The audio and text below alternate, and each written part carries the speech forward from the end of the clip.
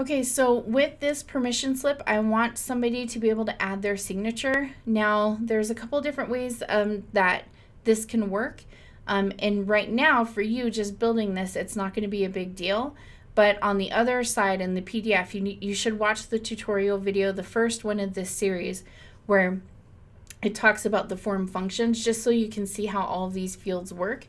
And in that, I show you how the signature works, because basically when somebody clicks on it, Adobe's going to bring up a dialog box that says, do you want to create a digital ID signature?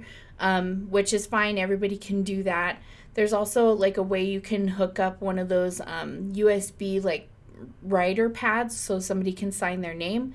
I've never done that one before, but you can do that with these signatures. And just so you know, digital signatures are legally binding through Adobe, so it is not a bad thing to add a signature.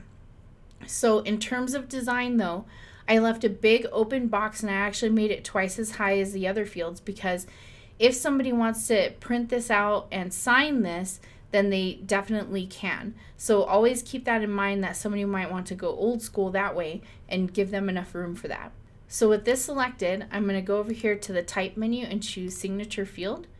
And this is basically all you have to do. So I'm going to require this because I do require a signature. But actually, I'm just thinking about this, and I actually don't want to require it, because if I want somebody to print it out and then sign the form, then I want them to be able to do that too.